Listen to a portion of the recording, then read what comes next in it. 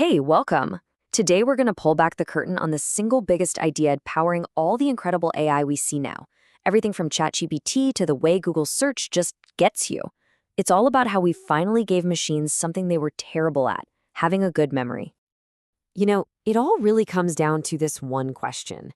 It seems simple, right? But for a computer, figuring out how words in a sentence relate to each other, especially a long one, that was a massive, massive hurdle for AI for decades. Okay, look at this sentence. The cat chased the mouse across the yard until it was too tired to run. Now, you and I, we know instantly that it is the cat. But think like a computer for a second.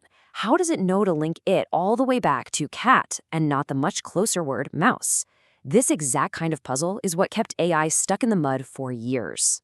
So here's how we're going to break it all down. First, we'll look at why AI had such a bad memory. Then, the old school way they tried to fix it. After that, the big aha moment. We'll see how that breakthrough actually works, and finally, we'll talk about the absolute revolution it kicked off. All right, let's start with the core problem itself, the memory issue. For the longest time, the more complicated you made a sentence, the more likely an AI was to just get totally lost. Imagine you're reading a book, but by the time you get to the bottom of the page, you've completely forgotten what was at the top. That's pretty much what was happening with these early AIs. It's like they had context blindness. They just couldn't hold on to the big picture. So what was the first attempt to solve this? Well, engineers came up with something called a recurrent neural network, or an RNN. And its strategy was to just take things slow and steady, one single word at a time. So the thinking behind an RNN was kind of logical. It would read a sentence, word by word, and with each new word, it would try to pass along a little bit of memory from the words that came before it. But as you can probably guess, that memory started to fade, fast.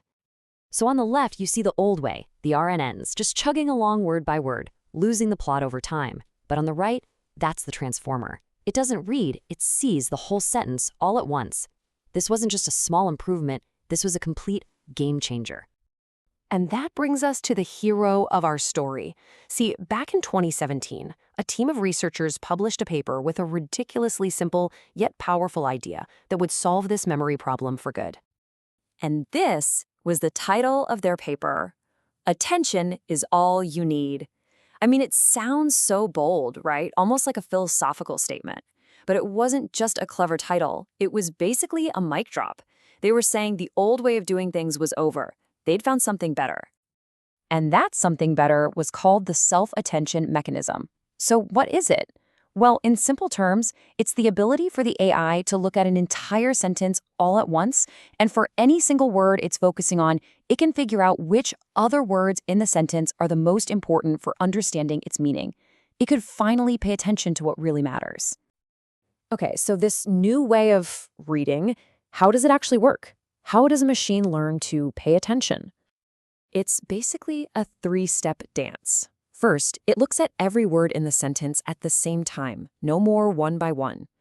Second, as it's processing a single word, say the word it calculates a relevant score for every other word. And finally, it uses those scores to focus its attention on the words that got the highest scores. It's like shining a spotlight on the most relevant clues. Let's run through another one.